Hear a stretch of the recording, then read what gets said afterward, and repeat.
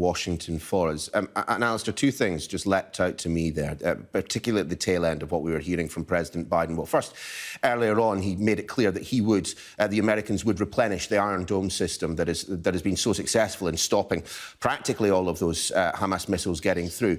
But then on top of that, he talked about dealing directly with the Palestinian Authority, not Hamas, to continue this fight to stop Hamas from rearming. I mean, the US government is clearly not stepping away from the Israelis at all, if anything, getting slightly closer.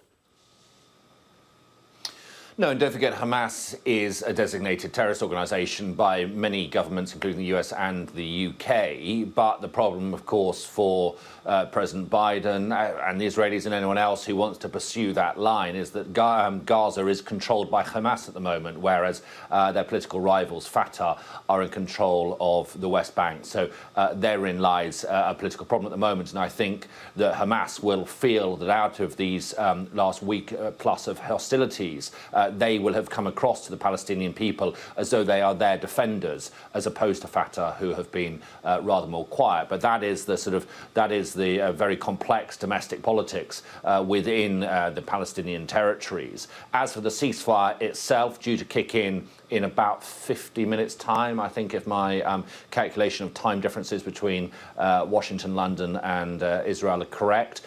Nevertheless, as we predicted, and as is often the case, although we are very close, within minutes now of a ceasefire, there are still rockets being fired, by all accounts, from both sides, as each side tries to have the final word. But the diplomatic efforts that have been going on really ever since conflict broke out between the two sides have finally yielded some success. Everybody from the Israelis to the White House giving credit to the Egyptians for again helping broker some sort of truce between the two sides. I think it's the fourth time that the Egyptians have done this in just over 10 years, which gives you some indication as to how cyclical this violence is. But certainly President Biden has somewhat changed his tune a bit. He has stayed